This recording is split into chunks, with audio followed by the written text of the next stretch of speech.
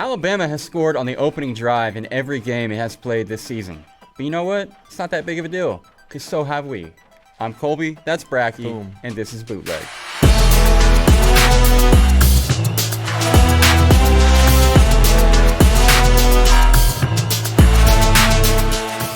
On today's show, we're going to talk a little bit about the Kelly Bryant sweepstakes, which is now officially sweeping the nation. Thoughts on Ohio State and Urban Meyer? I didn't think I had any thoughts on either, but then Bracky brought it up yesterday, and 5 minutes later, I was still talking about it. So we'll do some of that. Also, UCF Athletic Director Danny White is still trying to complain his way into the college football playoff, which I find incredibly annoying, and so I'll tell you all about that.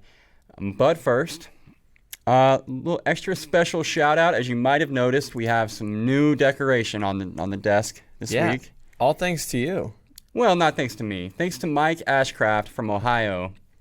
I hit Mike up and I was like, yo, we have this awesome show. Kyle Bracky's on it. He's really good. And also, he wrestled at Ohio. He graduated from Ohio. So it makes sense that he should maybe have an Ohio lid in front of him while we do the show. So Mike said, I got you. And he had us, and here we are. That's pretty awesome. Shout out to Mike. Was pleasantly surprised when you broke it out of the box yesterday. But it's really awesome, and excited that it's on the set here, and excited to rep the Bobcats. Yeah, go Bobcats. Kelly Bryant is a guy that I've been fascinated with for a while now, just because I feel like he was in a really unique position at Clemson in that he was the guy that had to follow Deshaun. Mm-hmm. And Deshaun being the legend that he is at Clemson, I don't think anybody would have really been dying to be in that position. It was one that Kelly, I felt like, handled really well.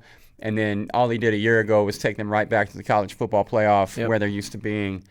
Coming into this year, it was always going to be kind of a tough situation for him because they had Trevor Lawrence coming in, this wonder kid that's supposed to be the next big thing. And by all accounts, he actually really has been the next big thing. And so maybe it was inevitable that they would move off of Bryant and move over to Lawrence. But I don't think anybody really necessarily saw Bryant's transfer coming, especially not in season, and I think it caught not just the general public off guard, but also caught Dabo off guard. Absolutely. And caught the entire program off guard. So there was that. We had that 3 or 4 weeks ago, just with Bryant's decision to leave. Now we have officially progressed to the part of the Kelly Bryant situation where he is now visiting other programs. Mm-hmm. Now, several weeks ago, he went to visit North Carolina. No one really noticed. No one really cared. Right. Last weekend, he was in Fayetteville visiting Arkansas, and a lot of people noticed. A lot of people cared. They were pretty fired up.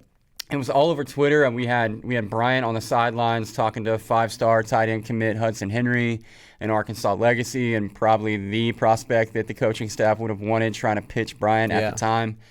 And we also had shots of him in the stands calling the Hogs. Yeah. I'm at bars on Dixon calling the Hogs. So what was your initial hat on too, right? Yeah. He had a nice Arkansas hat on. If you there's an article on the site about it, and I may have mentioned the exact model, and it may be the exact model I have on my head right now.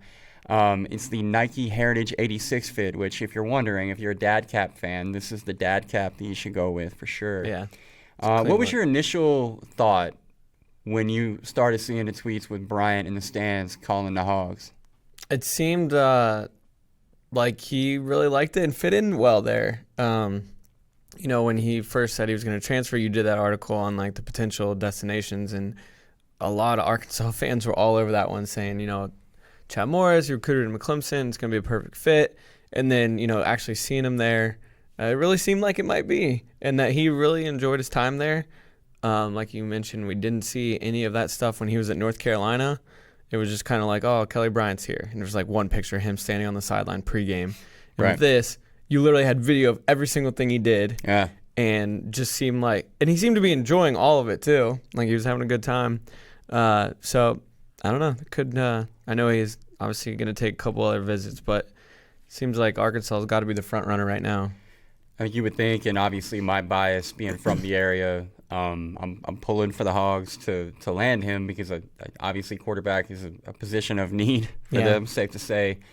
And while I would love to sit here and wax poetic about his visit to Fayetteville and the way that I interpreted that through Twitter over the week, I thought it more appropriate to bring on our good pal, Nikki Chavanel from Hogbeat. Nikki was there. She's obviously super entrenched with the Arkansas recruiting scene. She's been following the Kelly Bryant pursuit by the coaching staff at Arkansas closely, and can also speak to, the ramifications of bringing in a guy like Kelly Bryant as it relates to other quarterbacks that they may also be in the hunt for. So without further ado, let's talk to Nikki. Let's do it. All right, so as promised, we are now joined by Hogbeat's Nikki Chavanel, who was on the scene for the Kelly Bryant Spectacular last Saturday. First of all, Nikki, thank you for jumping on here with us. Of course, anytime. So I was trying real hard to follow it on Twitter because at my core, I'm still a 9-year-old Arkansas fan. And as much as I wanted to try to paint the picture based on the tweets that I saw, I thought it would be way better if you could just set the scene for us and tell us what it was like to have Kelly in town. How did the fans respond? What did you see and take from him? Yeah, well, it was definitely the biggest attraction of the day he was here for a whole weekend, but there were other visitors. Nobody cared about them. It was all about Kelly Bryant. And he was literally in a pack of visitors, and everybody was just trying to meet Kelly Bryant. He was signing autographs. He doesn't go here yet, and everybody wants his autograph. It's just crazy. So he looked like he had a great time. He was doing the hog call badly, but he was still doing it. Like he's watching. I don't know anybody really does the hog call well. Yeah. It still amazes me that grown men do it, but it's tradition, whatever. So he had a great time. We caught up with him after his visit. He said it kind of felt like home. That's, kind of one of those buzz phrases that recruits use when they're in love with a campus and a coaching staff.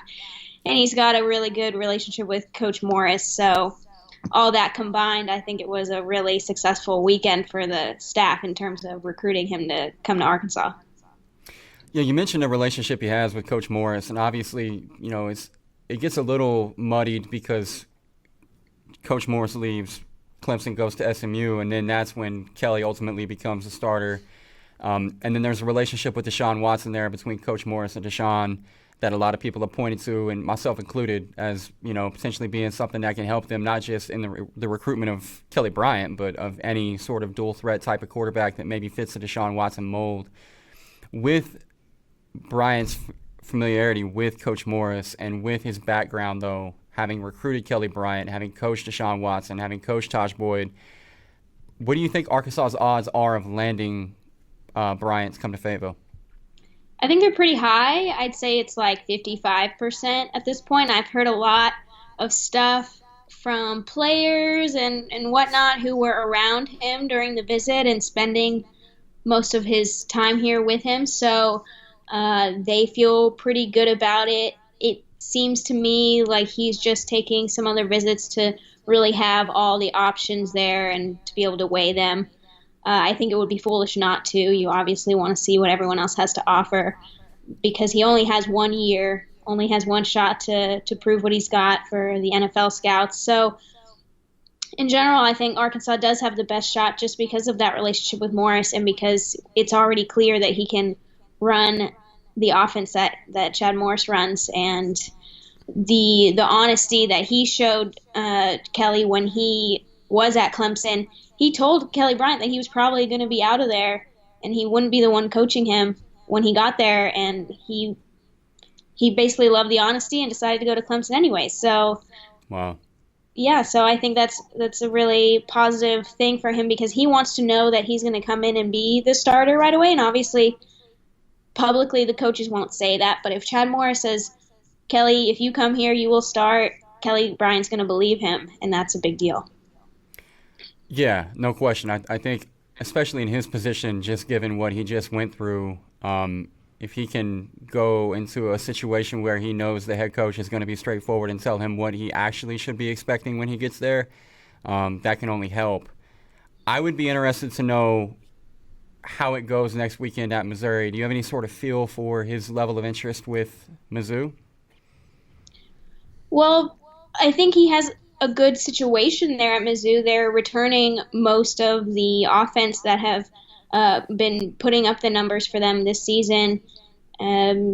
Drew Lock's been looking good, so if you just slot in Kelly Bryant in place of Drew Lock, I mean, they'd probably be winning a few more ball games this year and next year. So he just doesn't have that relationship with that staff. So I think that he's just looking at the options where he could have the opportunity to play big time college football, immediately contribute. But I don't think it's all there for him at Mizzou. So we'll see. I'd be interested to know if it will have any impact at all on the pursuit of KJ Jefferson. Obviously, a kid that when Arkansas got in on him, he wasn't necessarily as highly recruited as he is now, which is kind of the theme for this class. I feel like Arkansas was in early on a lot of these guys, and now some programs trying to come in late. Do you think that Kelly going to Arkansas would be in any way negative through the lens of KJ? Well, he's talked to me about it. He's talked to some other people about it. He's still 110% an Arkansas Razorback, and that's awesome. I think that's the attitude that he needs to have. He must know that true freshmen don't usually just come in and start in the SEC anyways. So to have Kelly Bryant to learn from in front of him for 1 year, like 1 year is not that much time. So I don't think it's going to impact him. A lot of people are worried because Ole Miss has been coming on heavily, and it's right down the road from where he lives. But there's already a 2019 Ole Miss commit at quarterback. Right. So he would be competing with someone in his own class, which means one of them would probably eventually transfer out. I think Arkansas is definitely his best opportunity, and he'll only get better with more time. He's already made a lot of progress this season from what I've heard from people who've gone and seen him, and he's putting up some crazy stats. So yeah, numbers look great. Mm-hmm. Nikki, is Kelly going to shut it down after the Mizzou visit, or is he taking others that you know of, or does he have a timetable of when he could make a decision? Well, when he talked to us, he made it sound like he kind of wants to drag it out for a little bit, and he told us at the time that Missouri was his only other setup visit, but I think since then he's also been taking harder looks at Baylor and Louisville, so we'll see him probably try to visit those schools as well. Baylor's probably a school with the least opportunity for him to start immediately, so I don't really understand the attraction there, but you never know what the coaches have had to say to him, so maybe they convinced him that it's a good spot for him. If Arkansas cannot get Kelly Bryant to come to Fayetteville, obviously it would be a disappointment, but signing KJ Jefferson will be a nice consolation prize. Is the Arkansas coaching staff comfortable going into next season with the three-way competition between Story, Connor Noland, and KJ? Or do they have a plan B? Well, I think they're feeling pretty confident about Kelly Bryant at this point, but I had heard that before Bryant announced that he was leaving Clemson, they had been looking at some JUCO options, and there's one in particular, Kare Lyles at Scottsdale Community College. He was from Wisconsin. He's got a great arm, not a real dual threat guy, but he can make pretty much any throw you give him. Like he's got a very good arm. So maybe they go back to him. I just talked to him yesterday actually, and the coaching staff apparently told him exactly what the situation was, and they made it sound like if they don't get Kelly Bryant, then they would give him an offer. So I don't think they're super confident in the situation that they'll have next year, and they're definitely looking to upgrade. And you can't be mad about that. They want to win right now, and that's what they're doing they're clearly already over-signing. They're getting more commits than they have the room for currently. So they're just trying to put in as much talent right away as they can. They don't want to make it a 3-4 year rebuild. They want to do it now. Yeah, well, the class they have coming in is, you tell me, you're the expert, but I got to think it's one of the best classes that Arkansas has brought in a very long time, if not ever. And they seem to be trending in the right direction in spite of their 2-6 mark this year. So, I think winning now is probably the appropriate course. Yeah, the class looks great. It looks like they'll be trending in the same direction with the 2020 class as well. just good things ahead. Hopefully, all the guys that look like they have a lot of potential end up panning out for them. As always, really appreciate Nikki coming on with us. She provides a lot of insight just because she's there in the trenches in Fayetteville, and I'm not. So it's a program that I have a lot of familiarity with, but it's a program that she's with day to day. So always a welcome perspective. Awesome stuff. Speaking about Kelly Bryant, just in terms of the way that he will fit into the offense at Arkansas or Carolina or Missouri, I mean, I do feel like at this point it's probably a 3-team race for him based on everything that we've heard. And without getting into the weeds on that, just comparing Arkansas against Missouri in terms of what the recruiting pitch might be, obviously I feel like at Mizzou he's going to be expected to throw the ball a lot more than he may be expected to do at Arkansas. It's more of a pro-style offense. And if you're Derek Dooley, I think you try to spin that in your favor, right? It's if you want to go to the NFL, right, Kelly? Okay, well, if you come to Missouri, you're going to be following a first-round NFL draft pick in Drew Lock, and I'm an NFL coach. I've been on NFL sidelines. I've helped, craft NFL game plans. I know how to get you there. Whereas at Arkansas, the Chad Morris pitch is very clear. It's look what we did with Deshaun at Clemson. Look what I did with Taj Boyd before that. I can get you to the league just like Deshaun got to the league. Yep. If you don't believe me, call Deshaun, because that's how close Chad Morris is with Deshaun Watson and his family and his people. And so it's unique in that he's actually using a player from a different program altogether, but he's saying, I can replicate that with you here. We can play to your strengths. It's something that you're going to be super familiar with. I mean, it basically would be the most familiar possible fit for Deshaun or for Kelly Bryant coming from Clemson to Arkansas, because the system will be so much of what he's already used to. So what's your take on that? And for a guy that obviously wants to go to the NFL, I mean, which pitch do you think is stronger?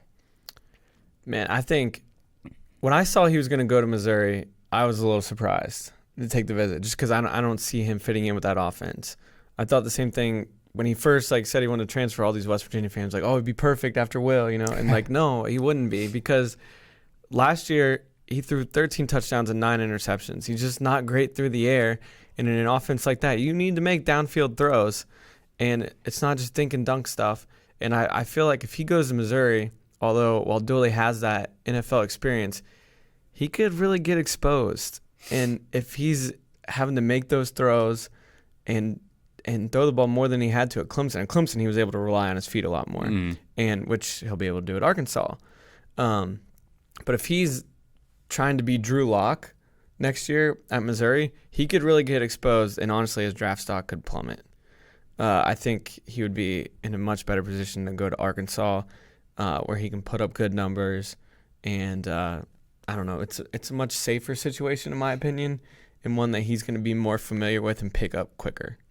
Yeah, no, I mean, I agree with all of that. I think, we talk about Deshaun Watson, and obviously Chad Morris was not at Clemson 2 years ago. By that point, he was at SMU. He merely played a role in bringing Deshaun on board. It was basically a continuation of his offense that the Tigers continued to run after he was gone, which is why I speak to the familiarity within the offense for Kelly. And other people might point to the number of pass attempts that Deshaun had at Clemson and be like, well, Deshaun Watson threw a lot at Clemson before. Kelly Bryant in some games threw a lot last year as well. But it's a different volume is not the same volume at one place as it is the other. At Clemson, that offense was tailored around making things easier for the quarterback to make plays. The way that they move their quarterback and their running back in the backfield, running a lot of zone read action, running a lot of RPO, takes a lot of the stress off the quarterback. In that it's not just a drop back passer. At Missouri, if you watch Missouri play, it's so much drop back, so much pro style. And if you got a quarterback that's taking 3- and 5-step drops 45 times a game, that's a much different feel than a quarterback who's on the move, getting outside the pocket, running some RPO, and making plays that are very clearly right in front of him. It just makes things easier on the quarterback to run an offense like that. And I think you've seen Deshaun, even in the NFL, struggle some now that seems like the Texans have fallen back on some of Bill O'Brien's more pro-style, rigid philosophy that doesn't necessarily incorporate as much quarterback run or as much quarterback movement. A lot of that due in part to the fact they're trying to protect him. But you see him maybe not play as well this year as he played a year ago, and I think that that's the same situation as you would see with Kelly at Missouri. I also worry, would he get exposed? Would we see a quarterback that is not in a situation that is conducive to his own success? So Exactly. yeah. So I say all that to say that I think Kelly Bryant at Arkansas is a great fit for him and for the program at Arkansas. I think it would be an opportunity for that program to hit fast forward on the rebuild, to have a guy like that in there for a year. And, we asked Nikki about KJ Jefferson. I think that he's a great prospect. I don't think that he's necessarily a player that comes in and plays right away as a freshman. I think he's someone that could benefit greatly from a year behind Kelly Bryant. So for all parties involved, I feel like it's a great situation. And, yeah, I pull for Arkansas, and, yeah, I'm from there. But I also just like to see guys succeed, and I like to see good college football. And I think that this is, a situation that could potentially provide us with kind of a sleeper team next year and a team that's a lot of fun to watch, which not something you can necessarily say about Arkansas from week to week this year. We're not taking North Carolina seriously, right? No. Like that, I was shocked he went there because all signs point to Larry Fedora being out at the end of the year. And who knows who's going to get that job, and are you really going to wait around that long to make your decision to see who gets it? So I really think unless someone comes out of the blue, I really think Arkansas is a heavy favorite. Yeah, I mean, I would agree. There's part of me, the fan in me, a learned defense mechanism from about the time I was 8 years old is to expect the worst and be excited when you get the best. So I know the feeling. To have a player, that was last week. Yes. To have a player of Kelly Bryant's caliber thinking about going to Arkansas and providing that quick boost for the program is something that obviously, my friends and family are all very excited about. So in the back of my mind, I'm kind of like, okay, just go ahead and prepare everyone for Kelly Bryant disappointing you and going to Missouri. I just don't think it makes a lot of sense. I think of the teams that are in play right now, Arkansas is the one that clearly makes the most sense. Yep. There were some teams on the outside looking in that you would think, well, what about Auburn? What about Oregon? But it sounds a lot like all those programs are going to have their quarterback back. And what I will say is the last thing that I think Bryant wants in any new situation that he walks into is any kind of a quarterback competition. Yes, seriously. I mean, after what just happened at Clemson, which is not to imply that he wouldn't win it, but why put yourself in that position again where you could possibly get beaten out? Exactly. Yeah. So I don't know. I hope he goes to Fayetteville for him and for Arkansas and for all parties involved. That's probably enough about hypothetical Kelly Bryant situations for one day, though. So with that, I would like to issue some free smoke, which we haven't done as frequently lately. I think I've only done it once in the last 2 or 3 weeks, but yeah, we haven't been very triggered by much recently. Yeah, we've been nice to people, and people have not been doing dumb things. But Central Florida's athletic director, Danny White, is a guy that I understand, but it doesn't mean that I'm still not annoyed by him. Right.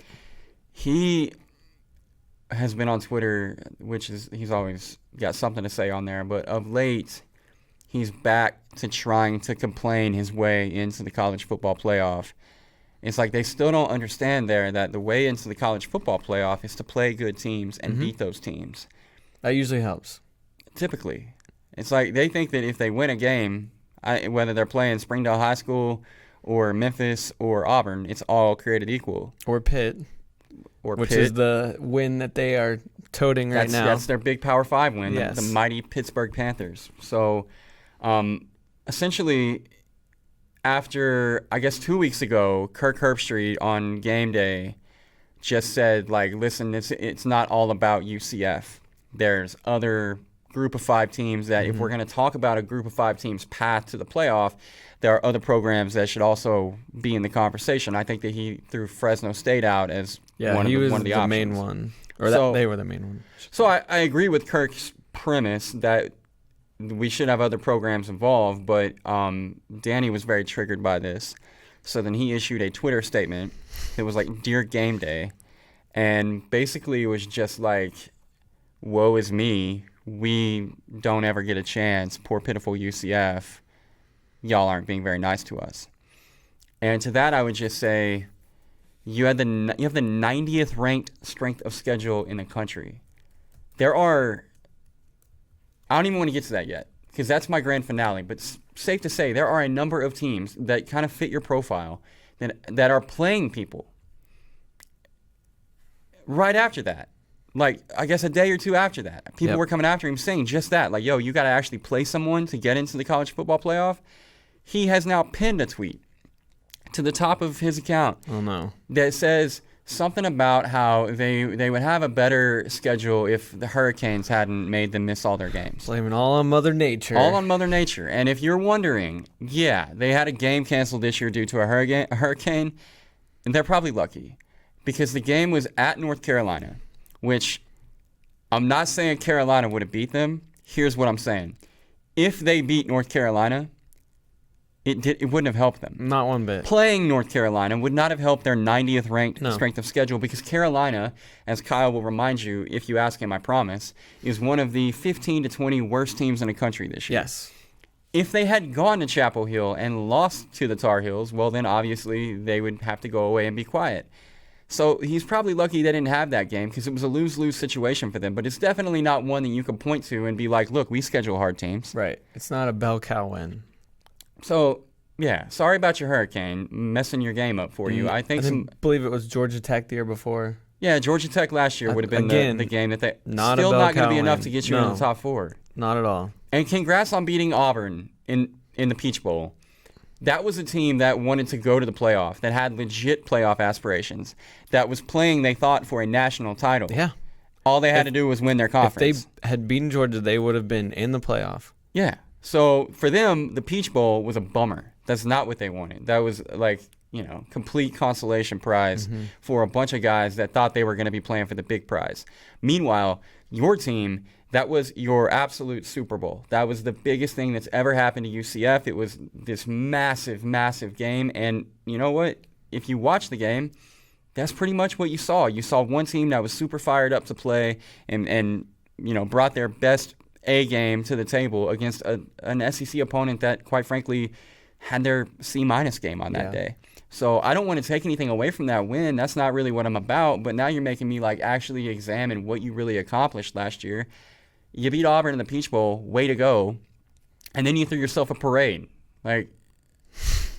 You threw yourself a parade. They sold national championship gear. You printed up shirts and had rings made for a make-believe national championship, which takes me to my next point. UCF in 2017 was no different than Auburn in 2004, than Utah in 2008, than Boise State in 06 or 09. Yep. There is a lengthy list of teams that fit that exact same criteria where they ran the table in the regular season, they played in a nice, what would now be considered a New Year's Six bowl, and they beat a Power 5 opponent in that bowl game and finished undefeated. Or in Auburn's case, they freaking went undefeated in the SEC and still got shut out of the BCS National Championship game that year because USC and Oklahoma went instead. All of those teams had complaints as well. Auburn and Utah in 04, major complaints, huge complaints. Utah in 08 beat Alabama in the Sugar Bowl that year. Major complaints. But none of them threw their own parade. None of them had a little pity party about how messed up the system was and how it just wasn't fair.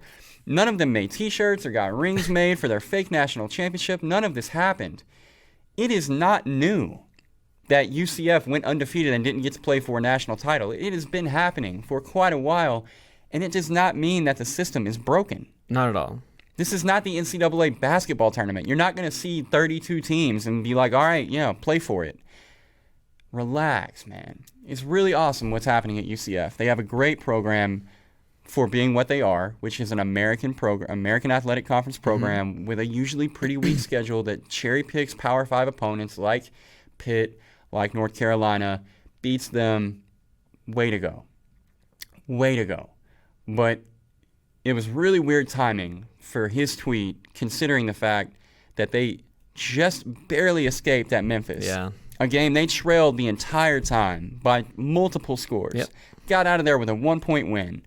And the very next week, Memphis goes to Missouri and gets waxed by 30-plus points. And that wasn't it? wasn't the first time they got waxed, too. They got waxed by Tulane as a 14-point favorite by like 30. Okay. So Memphis is not good, and you're barely escaping with 1-point wins. And I realize transitive property is not slope that you want to slide down, but I'm just saying it's pretty easy to take a look at Memphis, a Memphis team that has played you close. Now, the last 2 times that you've played, plays the 12th best team in the SEC and loses by 30. And then you want to act like that there's this some sort of collusion keeping you out of the college football playoff. This is not that complicated. You play teams, you beat teams, you get into the playoff. And also, might add, it's going to be real hard for a group of 5 team to get into the playoff, but it's not going to be impossible. Because this year, as an example, if I had to pick a group of 5 team to play in a tournament, let's say they expanded it to 8, and I could get a group of 5 team in there, UCF wouldn't even be at the top of my list because their strength of schedule is behind Fresno State, Utah State, and San Diego State, all of which have more impressive victories and all of which are not undefeated because they lost to programs that UCF won't play. UCF isn't going to play Stanford. UCF is not going to play Arizona State, who, by the way, San Diego State beat. They're not going to play at Michigan State in their opener. Right. That's Utah State's one loss. I'll take Utah State with their season opening loss at Michigan State over UCF 10 times out of 10. And by the way, I'm not just looking at their resume. I think if they played on the field, all 3 of those teams would win by at least 7, probably more like 10 to 14 points. No arguments here.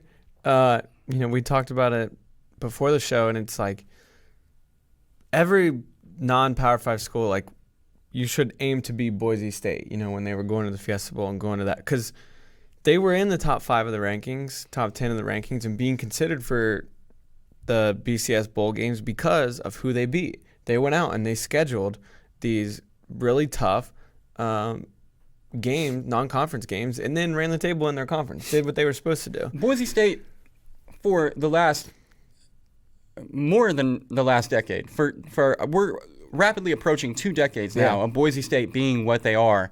And they are that. They are the model for group of 5 teams because every season it feels like they go seek out a season opening game, whether it be on the road or neutral site, against a program like Virginia Tech, like Oregon, like Oklahoma State. They did it against Ole Miss. They did it against Michigan State. They play Washington State, Oregon State consistently. So they're going out and they're playing. In most years, they play multiple Power 5 teams, whether it's a neutral site, which really isn't a neutral site because they're like an hour away from the other team's school, or it's a true road game. They've gotten a few of those to come to Boise, but very few.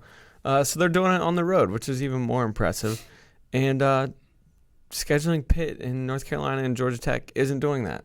No, not really. I mean, if UCF is serious about wanting to be taken seriously, I realize that's redundant, but if they really want to be in this conversation, Georgia Tech ain't it. Give Georgia a call. Yeah. North Carolina ain't it. Boise State did Georgia too. Oh, yeah. In the past decade, they've done Right, Georgia forgot too. about that. Yeah. Sure. Okay, so give some real programs a call. Don't just cherry pick an opportunity to go pick on a Power 5 program that hasn't been up in quite a while. And you know what? Fresno State, as an example, scheduled Minnesota and UCLA this year. They couldn't know that UCLA was going to be what UCLA is when they scheduled that game. Right. Minnesota hasn't exactly been awesome for a while, but when they scheduled that game, Minnesota was coming off a bowl win.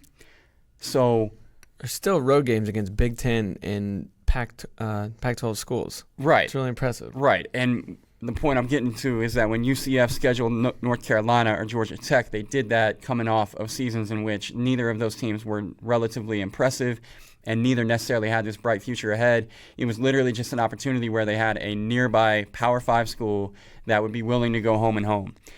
And that's the last thing that I would say about Danny White. Danny said, we want to play anybody that wants to play us in a home and home. That's not the reality of your situation. No. And you can have all the press conferences that you want. You can print all the T-shirts that you want. You can have all the make-believe national titles that you want. That doesn't change the fact that you play in a group of 5. And not only are you a group of 5 team, the American is not even the best group of 5 league. Much as y'all want to call it the Power 6, the Mountain West Conference is a better football league than y'all are this year. So the reality of your situation is that you cannot afford to insist that a team play you home and home, and that's the only way you're going to do it, because why? Yeah. For example, why would Georgia, since I brought them up, why would Georgia play a home and home with Central Florida? They don't need that game. No, not at all. They have 8 other games on their schedule that are as challenging or more so than that UCF game would be. Why just add one more trip to the table? If you wanted to do a 2-for-1, you might be able to talk them into it. If you wanted to meet them at the Mercedes-Benz Dome in Atlanta and call it a neutral site game, they might be up for that. But no Power 5 athletic director and or head coach with national championship aspirations is going to agree to play a home and home against UCF or Boise or Fresno State or Utah State or anybody else. Typically, those deals are being done 2-for-1 or neutral site. So, yeah, there's going to be some one-off times when you can schedule a one-on-one with somebody of that caliber. But for the most part, if you really want to get that done, if your commitment is really, truly to being a legitimate national champion at UCF, the way to do that is to go after games with high-profile opponents that may not be on the best terms ever for you and your program, but they still will put you on the big stage. I promise you, if UCF played Miami or Georgia or Florida State or Clemson or Virginia Tech for that matter in prime time on ABC to open their year and they beat them, we're having a much different conversation about UCF right now just based on that one win. And that's the thing, right? They only need the one win. Yeah. You give me that one, and you can still play that slop that you call a regular season schedule after that. You can still have the 90th ranked strength of schedule after that. When the College Football Playoff Committee gets together and they talk about you, they're going to say, yeah, they can't help that, though, and they clearly are scheduling like they want to be a national championship team. That's not happening right now. That conversation is not happening. They're saying, yeah, their schedule's soft, and they cherry-picked North Carolina and got weathered out. So, next. You know, they are honestly lucky that they're ranked as high as they are right now. And the only reason that they are is because of last year's success 100%. and the fact that they haven't lost since then. Because 100%. they do not have the body of work to be ranked 10th in the country. And then to your point, looking ahead at future schedules, next year, FAMU. Oh, that's hey, FAMU's up this year, man. Yeah. They upset North Carolina A&T. At Florida Atlantic, so the Lane Train, which is struggling right now. You do get Stanford to come to Orlando, and then you go to Pitt.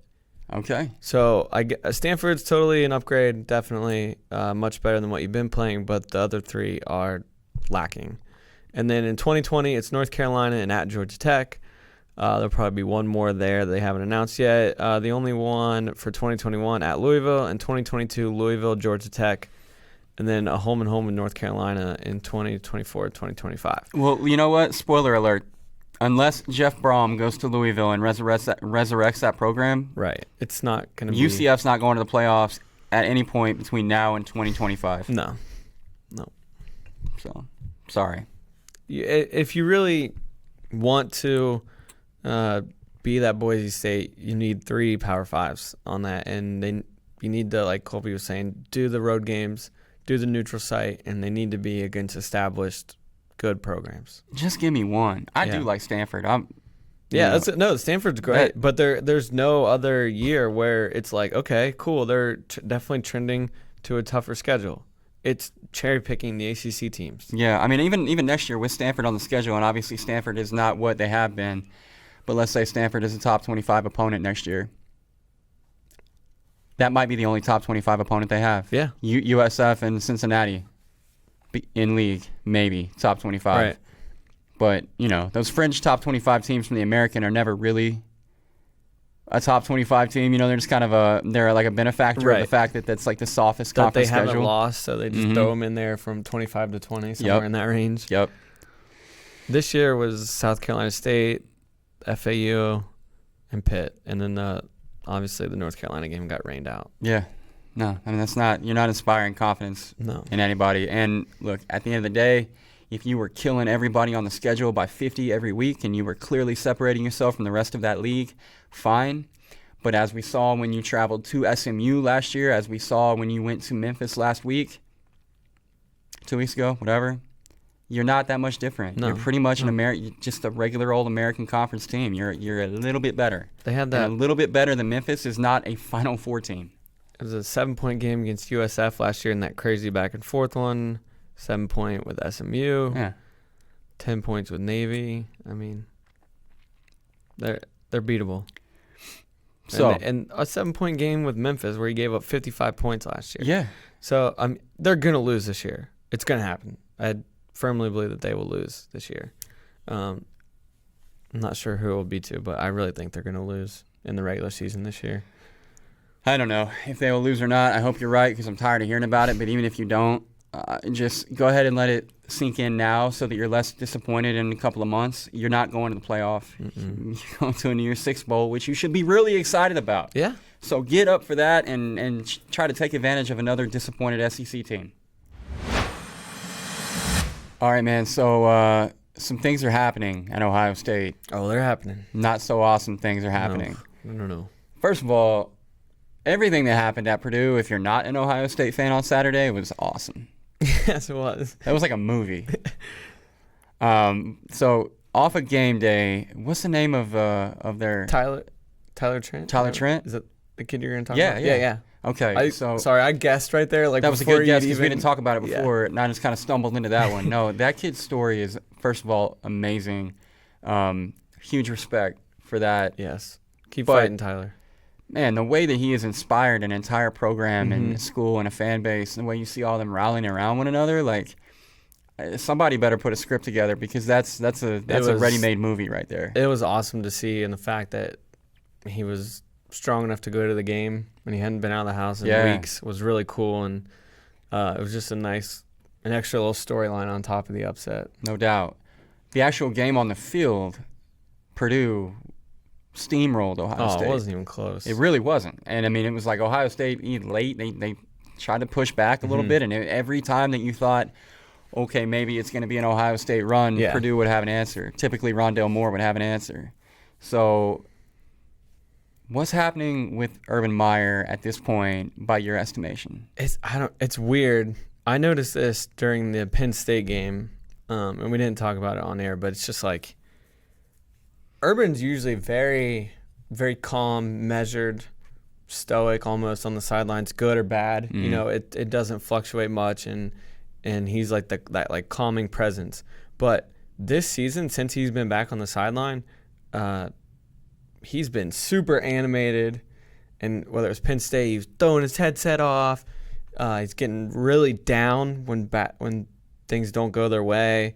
It just seems like everything is getting to him. He just seems like so emotional. Yes. And not just like on the field outbursts, but like even in interviews or in press conferences or whatever, and his willingness to talk about his fatigue or his headaches or whatever it is. Like he just is very outwardly emotional now, which I mean I guess makes sense because the program's been through a lot of late. But it's such a we're not used to seeing that from Urban Meyer because he's typically so stoic and so closed off, and he only lets you see what he wants you to see. Yeah. I don't know. You brought up an idea that I wouldn't have ever thought in a million years could possibly happen, but I just want everyone to stay woke on this, okay? I'm not saying this is gonna happen, but maybe he is doing all of those things, openly talking about him. I forget what game it was. He kind of dropped to the sideline, like he fell down to a knee, and they asked him about it after the game. He's like, "Yeah, I was just having a really bad headache. I get these from time to time." And he's talking about what a toll it's taking on him and everything. I think we've seen him do this before. sounds a lot like the Florida exit. Yeah, it does, doesn't it? And we talked about it when all the scandal stuff was going on, that this could be his last year at Ohio State. And in my opinion, it is shaping up that way. It's heading in that direction. And I think we could see another medical retirement from Urban. Man, which is crazy because coming into the year, you're looking at Ohio State, and they've got one of the top classes again coming in this 2019 group, and they preseason ranked in the top 3 to 5 everywhere you look, and it seems like they're loaded for bear, and Dwayne Haskins is a phenomenal quarterback, even if he's not necessarily the cookie-cutter mold that Meyer usually goes with, just in the fact that he doesn't run a lot. But It seemed like top to bottom this team was set up to make another national title run, and why would Urban Meyer leave? And now you're right, man. It does seem like we may be coming to the end of a very short era at Ohio State. It's not even just like the way he's acting on the sideline, but that doesn't help. But it's the way the team's performing too. You know, it's not Ohio State that we're used to under Urban Meyer. They threw the ball 73 times against Purdue. That's Mike Leach numbers. Yeah. That is not Urban Meyer. And then on the defensive side of the ball, all we've seen them do is produce stud defensive players, whether they're on the defensive line or in the secondary. And now that Bosa's gone, they've really struggled. I mean, they were struggling even when he was there, but now they don't have that dominating force on the defensive line. And last year, they only allowed 20 plays of 30 yards plus the entire season, including the bowl game. This year, they've already allowed 22. So they give up big plays. And they can't run the football. You have Mike Weber and J.K. Dobbins, and you can't run the football. That's what I can't figure out. Right. And where did the run game go? They have all this talent, all these 4 or 5 stars across the board at every single position. And they're lucky that they only have one loss, honestly, right now.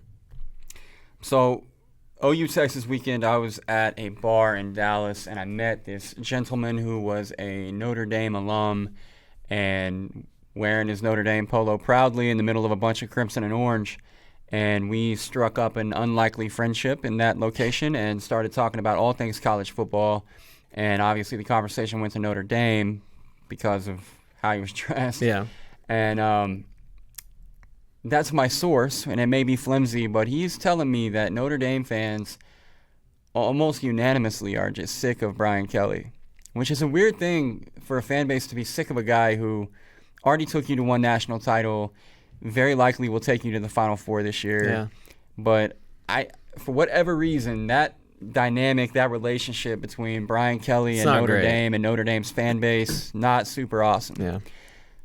I said all that to say that I think that on top of the Florida-like departure that you are forecasting for Urban Meyer, I would like to add a Ohio State-like new beginning for him at Notre Dame. I think that we're currently in 2018, 19, I say no later than 2021, Urban Meyer will be on the sidelines at Notre Dame as the next Notre Dame head coach. You're probably going to be right, and it's just going to piss me off. But, I mean, it's setting up nicely for that, isn't it? I mean, yeah, I think Kelly, look, they make a playoff run this year. Next year, he's got Ian Book back for one more year, so maybe they're good again. Let's say that they lose once next year. I think they're going to screw this up down the stretch. You think? Yes, I do. Well, if they do, then the whole thing gets fast-forwarded. Yeah. But if they screw it up too quick, then Meyer won't be available. He has to sit out the requisite, 18 months before he can make the comeback, right? Yeah. So you might be right, though. I don't know. And maybe next year they mess it up instead. Here's the timeline I see, okay? He screws this up. Mm-hmm. Brian Kelly, that is. Mm-hmm. They don't go to the playoff. Notre Dame fans really pissed off. Yep. And then next year they go and then Urban rides off into the sunset and says he's going to spend more time with his family again. So he's out for 2019, okay? Okay. And then in 2019, Notre Dame goes 7-5, 8-4. Oof. And then they're like, all right, you screwed it up 2 years ago. We're not happy this year. See ya. And then Urban, I've spent more time with my family, and I'm ready to coach football again. Man. Can you imagine the scandals that are going to happen at Notre Dame? Can't wait. Yeah, it's going to be. Can't wait. It's going to be something. I don't know. I feel like I got madder about the subject yesterday and about Urban Meyer. Maybe I just don't have as much venom left over because of my little UCF rant earlier. But yeah. I just think that's what it is. I think Ohio State is. See, this is the problem. I always go too far into this one and then I regret it because the Ohio State thing really made me mad earlier in the season because I just felt like it was so unnecessary on the part of everyone. I think it could have been very easily prevented. And then in the aftermath of the whole thing, I felt like the Ohio State fans acted in a way that was just God. Oh, it was it's what I mean. Growing up, Parkersburg is literally 5 minutes from the Ohio border. Like right there. Mm-hmm. So there are a ton of Ohio State fans. And that's what I've dealt with my entire life. And just, I'm glad that, like, that was really on display for everyone to see. It really was. And it's not, like, it was just gross. It's like, what are you doing? And I've never had an opinion really strong one way or the other about Ohio State or even really about Urban Meyer. Like, of all the Urban Meyer detractors out there, I have never been among them. But Yeah, I was fine with them. But that was a really sad 30 days in the world of Ohio State. So with that, it's just kind of like we're sick of it. Yeah, I'm just like, all right, cool. You guys lost. I hope you lose again. I got a great deal of enjoyment out of not only the fact that Purdue won and won in the way that they did Saturday, but beat the team that they beat and beat them in the way that they did. And I'll be really honest with you. I got probably a little bit more enjoyment than I should have out of watching Meyer suffer a little bit on the sideline, watching his team get throttled by Purdue. I really like Jeff Brom too. Oh, I love Jeff Brom. He's Brom awesome. fan. So that like, and then the Tyler Trent thing, and then Rondell Moore is an electric factory. Love Rondell Moore. And man, what a get for Purdue with him and Brom. Yeah, Rondell Moore could be at Louisville right now. Petrino could definitely use a playmaker like Seriously. that. But apparently, not to go complete sidebar here, but apparently Rondell Moore said that Louisville didn't treat him the same way that Purdue did. That Louisville was so focused on trying to get guys outside the state of Kentucky that they just kind of looked over the top of him. So he would go to camps there, and he never developed a relationship with Louisville, which was his dream school that he developed with Purdue. So great get for Purdue, and Rondell Moore's been fun to watch. I think that now, though, rough transition, we should just go directly into the cover four, because Rondell Moore reminds me of the Purdue pick that I almost made this week for Very Good Dog. I didn't, but I almost did. I'm pretty mad at myself for not betting that one because I liked it not money line, just the spread. Like I thought they would cover. Yeah. No, I'm talking about this week. I mean, Look, I'm talking about last week. Sure, in retrospect, definitely should have gone with Purdue last week, but I think that Purdue might be someone that we want to ride with this week. They are getting 2.5 points at Michigan State. They're very hot. Michigan State is decidedly not. No. Purdue's win on Saturday, while awesome, I don't think was a fluke. I mean, you've got a quarterback that has now thrown for 300 yards in 4 of his last 5, and the one that wasn't for 300 was a 296-yard effort against Boston College. And in each of those games, he's thrown 3 touchdowns. I heard Brom say that they had played way too conservative early in the year, and they have opened it up, and God, isn't working. Yeah, I think we probably read the same interview, but he said, they were really concerned because they had a lot of young guys. They didn't want to throw like too much at them, take too many chances, and they started 0-3, as we all know, and then they said, screw it, we're already 0-3, what can we lose? And it has worked perfectly. Yeah, it's been awesome. And, I mean, the benefit of all of us neutral people who are just watching them play is that we've gotten to see a whole lot more of Rondell Moore in space, which has been awesome. David Blau's been nice, too. Oh, no question. No, he's been fantastic. So, yeah, I don't think that Michigan State necessarily has an answer for 96 total yards last week. For their offense? Yes. Yeah, that's not what you want. No. So, yeah, I like it a lot. I know Michigan's probably the best defense in college football right now, but I don't trust Brian Lewerke. If he's even healthy enough to play, he's been banged up. So if he even plays, maybe I should have made that my very good dog. I talk my way myself. You're gonna all have the way 2 back very into good it. dogs. Well, yeah. Whichever one wins, that'll be my very good dog. Can I do it that way? Yeah, I got one like that too. So can I do that as well? Yeah, let's hear it. Okay. The other one like that I kind of went back and forth with for my very good dog is Oklahoma State. And you may say, Kyle, why would you do that? They've been awful. They've been awful this year. Great question. Thank you for asking. I was on the wrong side of a cool uniform helmet combo this year. That's never a good place to be. Right. And it was on me. And I regretted it immediately after kickoff.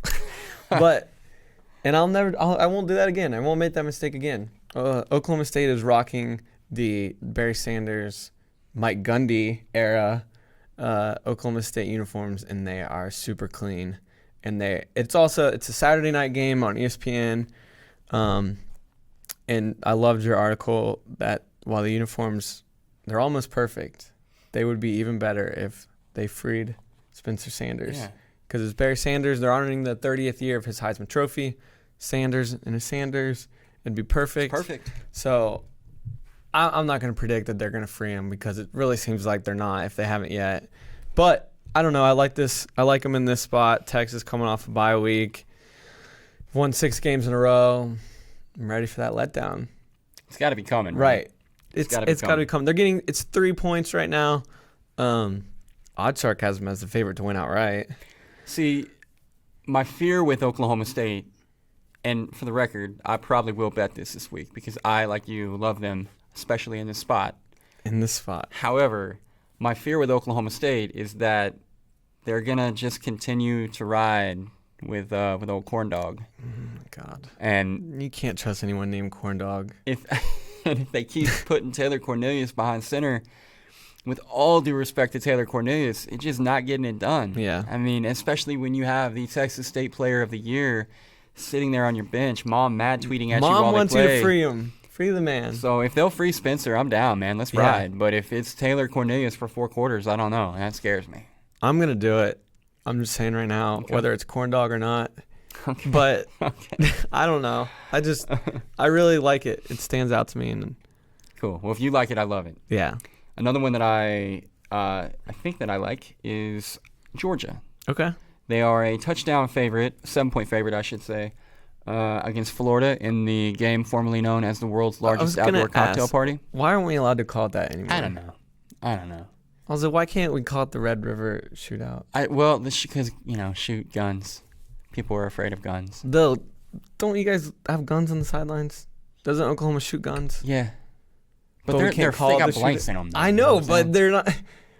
The two teams aren't literally shooting each other. Listen, if you try to talk me into it, you're barking up the wrong tree. I hate that they changed the name of it. I think it's real stupid, but, we do stupid things in this country. So what do they call this one now? I don't know. I think it's just called, like, Georgia, Florida. Oh, my God. Well, they should call it Florida, Georgia Line. And then they should call it Florida, Georgia Line and get Florida, Georgia Line to perform the national anthem and at halftime. That'd be Every awesome. year, forever and ever, I'm in.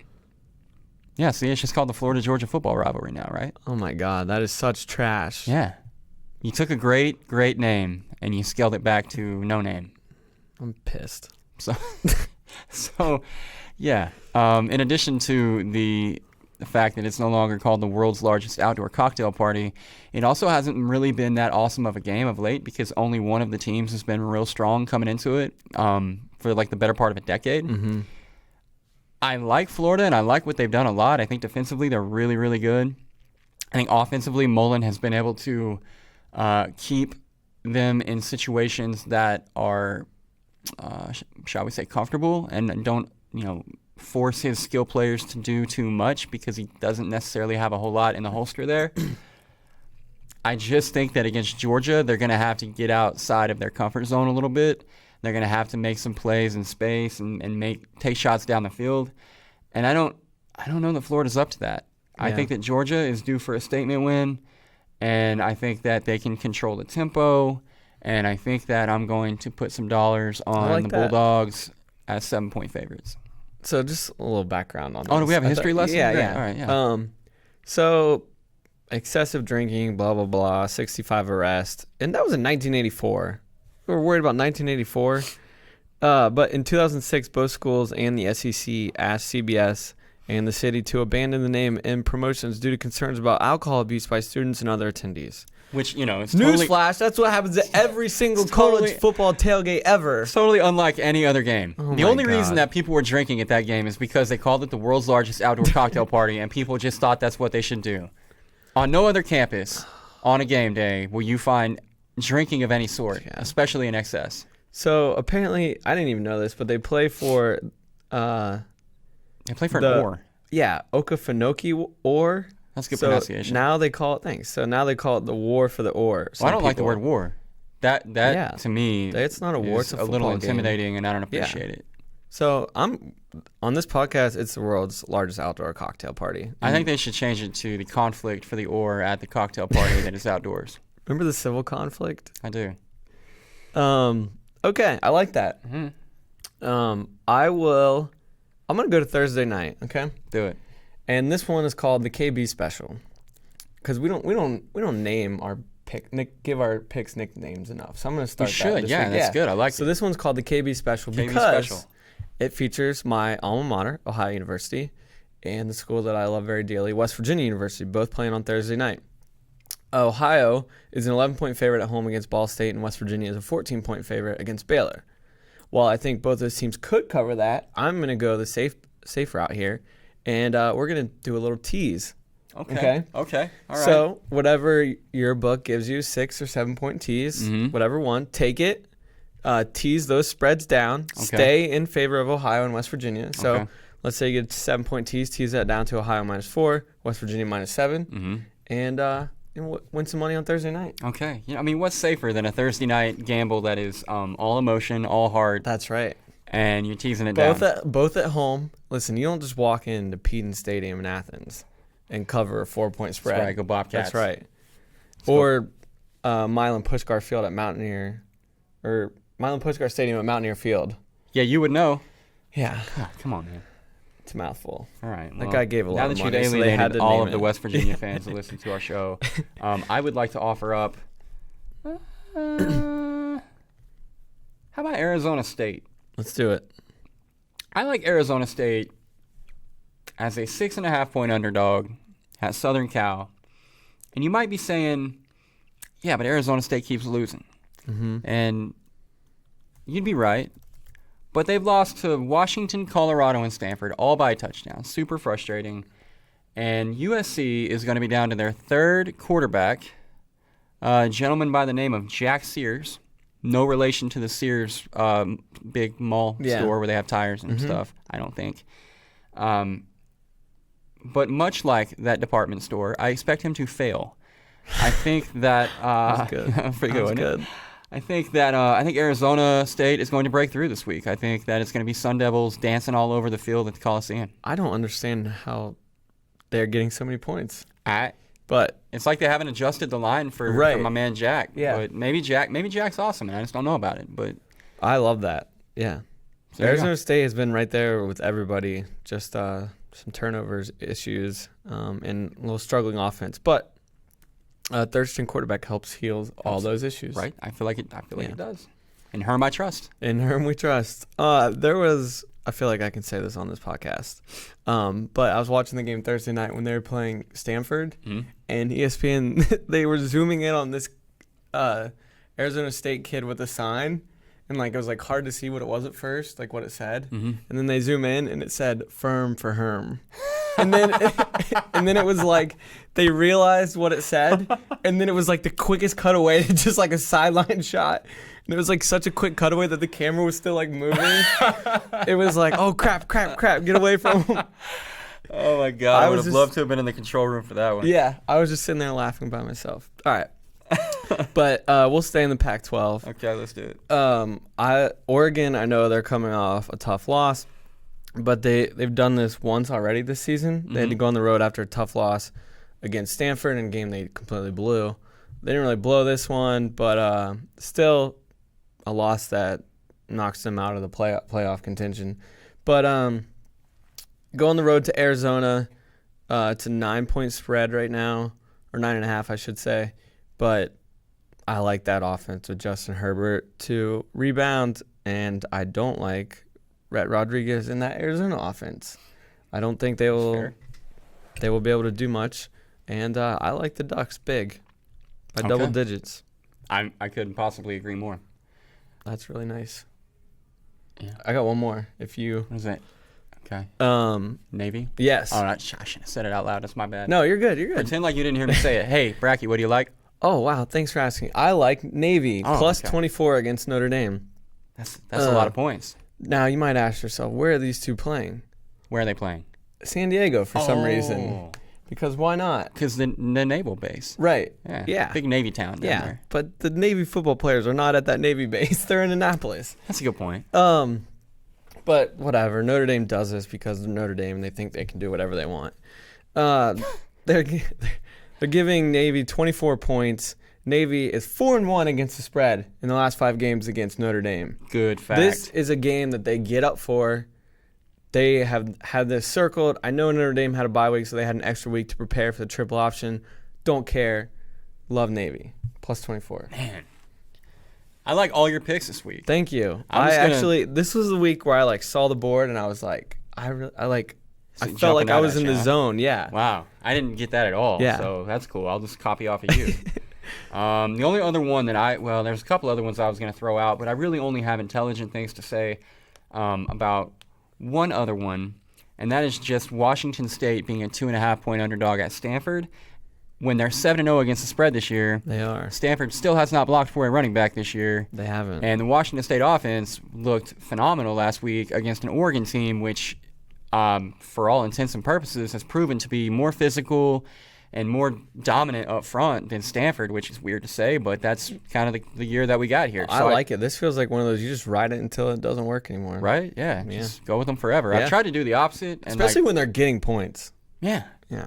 What's better than... Oh, it doesn't work that way. Still. Okay. Well, would you like to lead off the very good dog segment this week? I'm having trouble with words. It's okay. I've noticed. It's all right. That's okay. I'll get through it. Last week you won and I lost, and so I feel like the victor leads off. Should there be an asterisk by mine? Nah, it was fine. Okay. It's at the time of the show. Okay. So at the time of the show, Buffalo was a 1-point underdog, and by the kickoff, they were 1-point favorite. Which is probably just because it was your very good dog, and everybody heard you That's talk right. about Yeah, it. So they were like, we oh, moved the snap. line, right. Yeah, Kyle Brackey likes Buffalo, so do we. Thank you, Bootleg listeners, for moving the line. Mm-hmm. So my very good dog this week in the ACC, Boston College at home getting 3.5 against Miami, Florida. Okay? Now, this is a really cool thing that Boston College does every year. It's called the Red Bandana Game, and if you don't know, Wells Crowther, I believe is his name, he played lacrosse at Boston College, but he was a guy who helped a lot of people at 9/11 during the World Trade Center attacks. He unfortunately passed away, but there's a bunch of stories of this man in a red bandana helping them. So Boston College honors him once a year. It's a really cool night. They wear like red bandana jerseys and everything. Yeah, it's awesome. And not only because of that do I like them, they're just good this year. They are good this year. And A.J. Dillon's been out the past couple weeks. They're stud running back, but he's going to play this week. All right. So I like that. And they've beaten USC and Florida State before on these red bandana nights. And this is not the Miami, Florida team of last year or of a the decade 90s. ago. Yeah. They're just not what we thought they were going to be. We thought they were going to be a top 10 team. They haven't been all season. Boston College getting 3.5. Chestnut Hill is going to be electric. It's Friday night. They love those Friday night games. Give me Boston College. Let's do it. I like it. Again. And then if that one doesn't work out, we get the Oklahoma State one. Yeah, we'll just flip it. Yeah. I'll just go back and edit the show. Exactly. And I'll just plug that part in. And Boom. then I like Iowa. Yeah. But only if they win and Purdue doesn't. Right. Obviously. Okay. So, that's a given. I like Iowa getting 4.5 points at Penn State. Because I just feel like Penn State thought they were elite. Mm-hmm. Turns out they were comfortable with being great. Mm-hmm.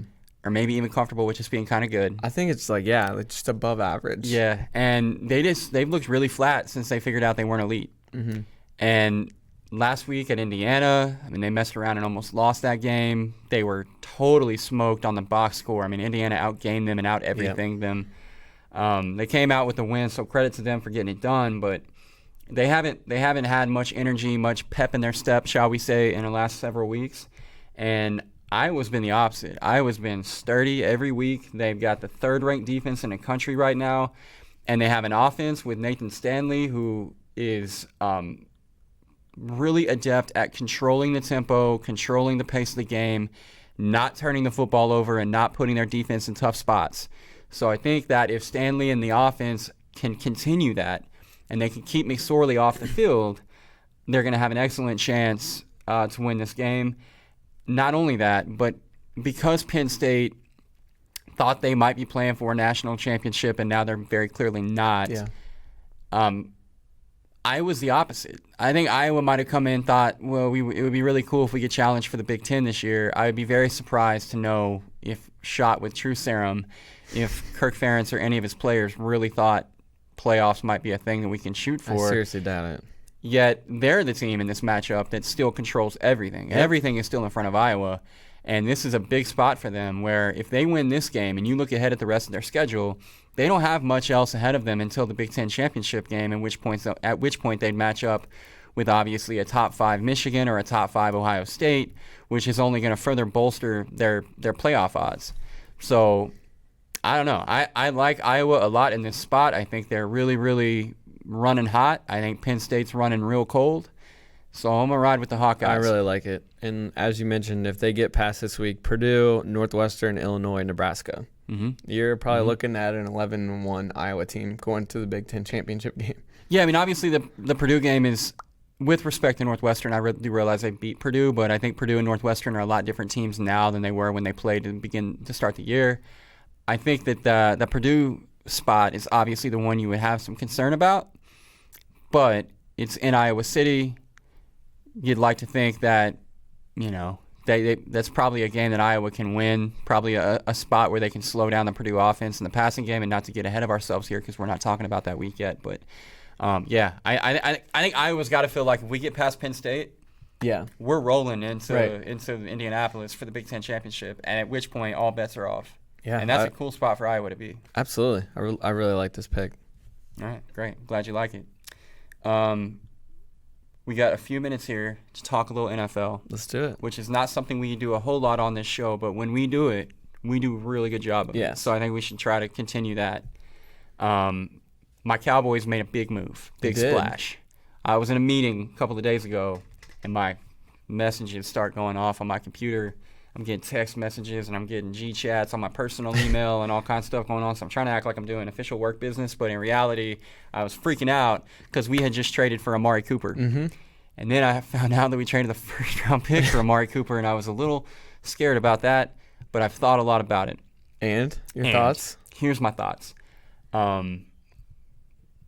They're opposing thoughts, so follow me close. If you're listening, grab a pen because I don't want to confuse you. This is both awesome and also potentially irrelevant. It's awesome because the Cowboys clearly were not going to succeed with the receiver by committee thing they were trying to pull off. Mostly because there was no room to work because no defense had to respect any one wide receiver. Cole Beasley in the slot has a propensity to get open. Great for Cole. But a guy like Michael Gallup has nowhere to go. A guy like Allen Hurns is invisible for the most part. Deontay Thompson has been a complete non-factor. And as a result of that, the offense has been super challenged because Dak will not throw to a guy who's about to be open. There's no anticipation there. Dak has got to see the guy open. If he sees you open, he will throw you the football. But without a number one out there to force some bracket coverage, to get the defense to shade, or to just throw some extra eyeballs over there, no one's really getting open because no one has an opportunity to run into space. And if Dak doesn't see you running across wide open green pastures, the ball's probably not coming. So for that reason, to go out and get a number one, and to get a number one who, by the way, is 24 years old, which is the same age as Calvin Ridley, that's pretty great. Shocking. I didn't know that. Calvin Ridley's 24. Amari Cooper's 24. That's crazy. Amari Cooper has 2 Pro Bowl appearances. Calvin Ridley is in his first year in the NFL. That's partially, hey, Calvin, you're kind of old. But that's also partially all you folks who want to hate on the Cowboys for giving up a first-round pick, which, again, myself included. I was a little worried about that. But I'm not so much now because what would you have done with that pick in the draft? You would have probably tried to go wide receiver, right? Yep. And the hit rate on wide receivers in the NFL draft is poor. You can go back however far you want to go. I mean, the Julio Jones, A.J. Green draft is an aberration. That usually does not happen. Typically, you got like one guy who's playing well, and you got 3 or 4 other guys who are just guys. So you could use that pick and take a shot and hope that you guess right, or you could just use that pick now on a guy who's the same age as the dude a lot of people think you should have taken in April. Only he's a proven commodity. You know what to expect. You know what you're getting. He's established. And now, is seeing the guys open, is that what led you to make your Tim Tebow-Dak comparison? Yeah, so that's the other side of it, right? Like, as great as this is, and I think a lot of Amari Cooper, I think he could be a really good player in this offense. It might also be a completely irrelevant move because I swear to you, the Cowboys, even with their wide receivers by committee, have got dudes running open on every other play.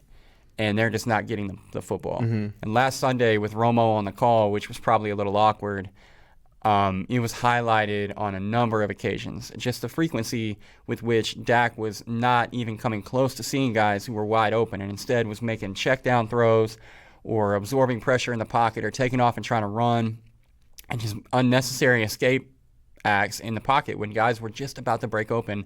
And a more experienced quarterback or a more confident quarterback or a more something quarterback would have thrown the football. The guy with the headset on who was the color analyst for the game would have thrown that football. I bet he was excited to point that stuff out, He probably was, man. And it made all the rest of us real sad.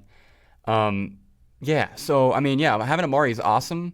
But part of the issue with Dak and Dez was that Dez felt like he was open, but Dak, there wasn't enough separation there for Dak's brain to greenlight that throw. Dak doesn't really anticipate very well, and he protects the football to a fault. He will not put the ball in danger, which to him means he will not throw the football in small windows, which in the NFL means he's not throwing the football, period. Right. That's the challenge. So the good news is that Amari Cooper definitely creates more separation than Dez did. The good news is that Amari Cooper is catching 75% of his targets this year as opposed to last year where he was down around 50%. Yeah, he had the dropsies last year. And it's not like Dez had amazing hands either, so we've had a number one wide receiver who wasn't exactly Jerry Rice. So you guys had a number one? Yeah. Jerry Jones said you didn't. Yeah, Jerry says a lot of I'm things. just kidding. He was definitely a number one receiver. Jerry says a lot of things. We had a number one receiver and a tight end who was damn near a number one too, and then we went to a bunch of guys just that are guys. So, I don't know. I'm excited to have Amari. I'm optimistic. I've been optimistic about the Cowboys all year, trying so hard. But and it's exciting that they're going out and trying to make moves at least. Yeah, well, I mean, that's the thing about that front office. As bad as it ever gets, you always know that as long as Jerry's there, they're going to swing for the fence. I think Stephen Jones and Will McClay temper his enthusiasm to a large degree, which is good for everyone involved. But it doesn't change the fact that the boss at the end of the day is going to say, look, we need a guy. Go get the guy. Yeah. So that was nice to see. Haven't seen that in a while out of the Cowboys. They haven't made a big splash on the open market like that in a little bit. So glad to get Amari. Glad to get him in there. That number 19 jersey looking great next Sunday. It's quite a difference from 89. So that's going to look way New better. Look. Yeah, it's going to look way better. He's going to be faster because he has that number on. Everybody knows that you're faster if you wear a teen number instead of an 80 number in the NFL. Totally agree.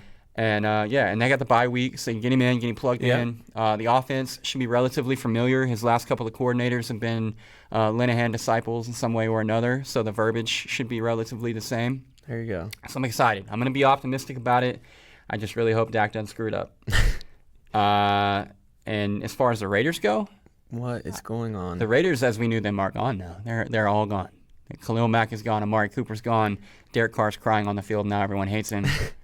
I don't know what else to say about the Raiders. Yeah, so apparently there's, I don't know, it's dividing the locker room.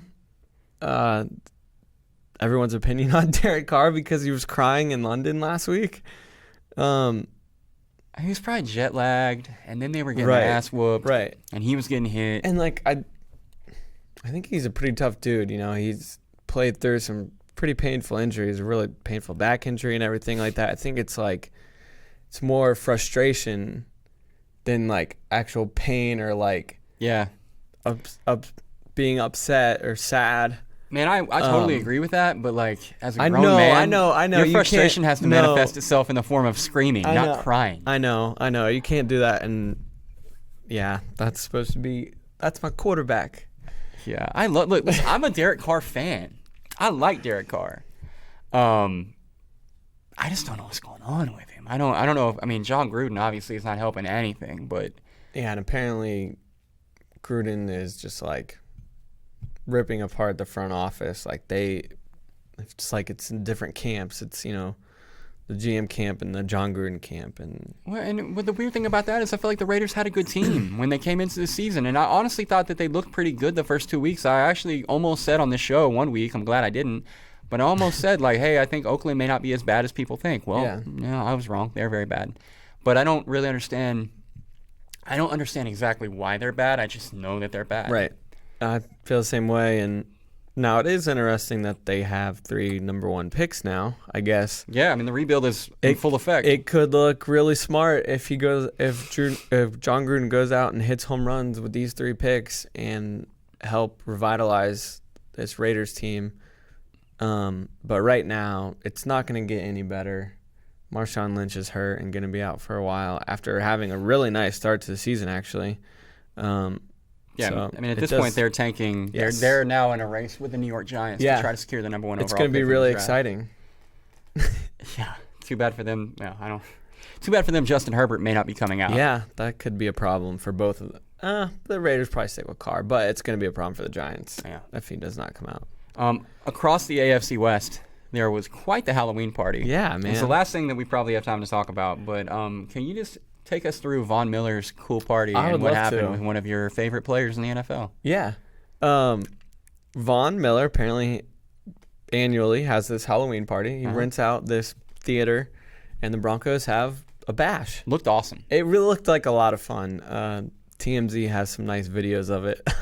But apparently, now, I don't know. It wasn't the theme because there were other people dressed up as normal Halloween outfits. I read it was a cowboy theme. Okay. But I don't know why at a cowboy theme party you would dress up like Dave Chappelle. Right. I'm a little confused about that. Or was it Bobby Brown? Yeah. Neither of them are cowboys last I checked. Right. But. So a bunch of them just came as like cocaine themed characters or people. And they had like baggies just carrying around that I would assume is like I'm sure it was sugar. not real. Let the record show there was no cocaine use at this party. Right. There was, however, some kind of use. They used something because Chad Kelly, one of my personal favorites, also known as Swag Kelly, as he calls himself in his rap song, was arrested later that night. Now, Swag Kelly apparently walked into a house that was not his at like 1 o'clock in the morning.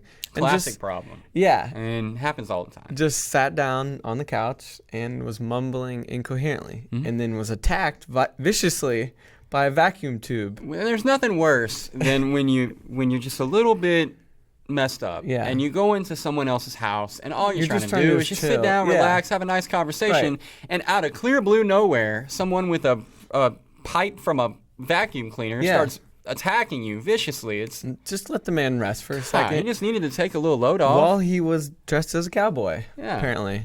So anyways, they get him out of the house. He leaves, and then the cops find him outside of the theater where Vaughn had his party.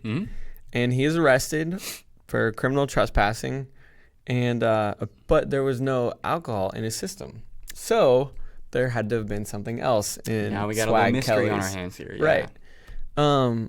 And I'm really mad at Swag Kelly, I'm going to be honest, because he was this close to probably getting in the game. He looked really good in the preseason. Case Keenum is not living up to what he did last year or the expectations the Broncos had when they signed him. And the rumblings for Swag Kelly were starting to get loud and people were listening. And then they kind of go out and they smack up the Cardinals, no thanks to the offense. But that was Josh Rosen being awful. Emmanuel Sanders threw a touchdown pass. Yes, Emmanuel Sanders was a better quarterback than Case Keenum that day. But he's so close. So close to having Swag Kelly in the NFL in games that mattered, in games that actually counted. He'll always have the kneel down at the half 2 weeks ago. Yeah. He'll always have those wins over Alabama, which were awesome. And I don't know, man. I'm disappointed in Swag. I'll say that. I'm not mad. I'm disappointed, but also a little mad. Yeah. Well, it's probably about time for us to go sit on our own couches. The real question that I have about the party. One last thing. Oh God. Was our friend Casey there? And if so, what did he go as? Well, I think we have to ask. We gotta ask him. I feel like we need to wait a few days. Let this blow over a little more. Yeah. He may not be wanting to talk too openly about his performance at the party. Just given everything. Not when I heard about the party and the rest and everything. I was like, Broncos have to be on bye week. I was like, they gotta be. Like, they're not. I went and checked it out. Nope. They just do a Monday Halloween party. Monday night Halloween party. Yeah, they play the Chiefs this week, so it should be a good week for my man Pat Mahomes. Yeah, Like any yes, other it week should is be. not a good week for him. Bet But on the Chiefs this weekend, folks. I like it. I like it a lot. Hey, don't forget to like, subscribe, comment, and tell every other human being that you ever come into contact with that this is the greatest football show in the history of football shows. That's right. What are you doing this weekend? I don't know. No plans. No plans. Plan on just watching some football. Wide open. What West about you? Virginia's playing this week, though, so that'll be a Yes, thing. that's nice. Ohio, West Virginia, both Thursday night though, so you Oh, get it yeah, out you and you said just that. relax on Saturday. Is that a benefit or is that bum you out? Do you like it? I kind of like it. Both of them just out of the way. Yeah, let's do it. I'll have both of them pulled up. Night games, Thursday night games especially, are a lot of fun in Morgantown, and the crowd is going to be awesome. So really excited to see that, and I'm not worried this week. Okay. Pressure's off.